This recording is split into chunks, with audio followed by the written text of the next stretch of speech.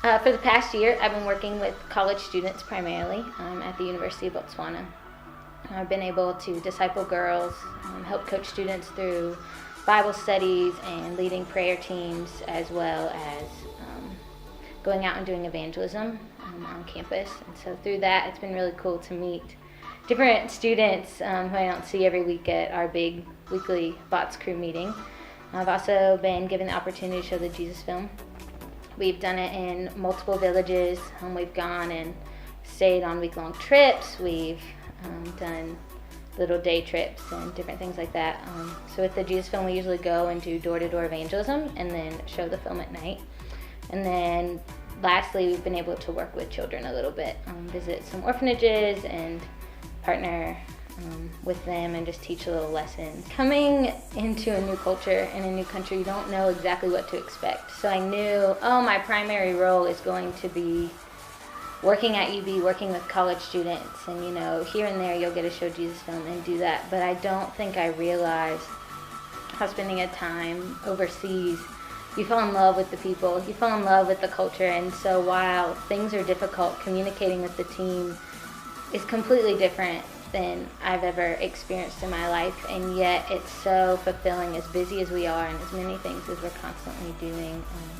It's really helped me to grow in my relationship with Christ, walking with Him daily, learning how to be a learner and to know that I'm not always correct.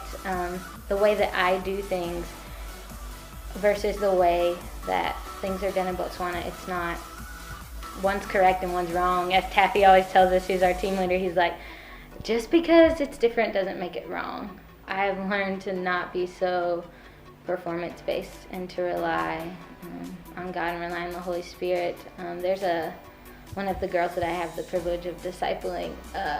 The first time I met with her, she asked me so many questions. She has such a deep understanding of the Word, and I think that's so great.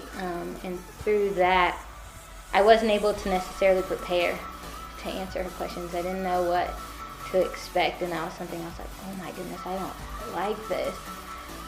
And so through that, learning to trust in God, knowing that it's okay to not have all of the answers, but just to rely on Him, but also to be able to humble myself and go, well, I don't know that answer. Can I get back to you? I learned how important it is to give. So just keep giving towards missions. Know that lives are being changed, not only those that I'm working with, but me personally. I've seen growth. I've seen God move in ways like never before, from raising funds to get here to working with students to planning mission trips on the whim, just like that, and doing all of these different things. So yeah, keep supporting missions.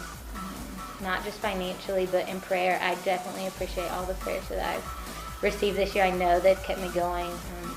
Keep the heart for mission, be passionate about going, and also just being aware of the needs and knowing in what ways to help and what ways to also mobilize the locals, so that it's not always coming in and doing this big heroic act, but it's going and serving beside those people or enabling them and letting them know they have all of the skills and resources to do exactly what we're doing, but to do it even better because they're from the culture and they understand things that we don't.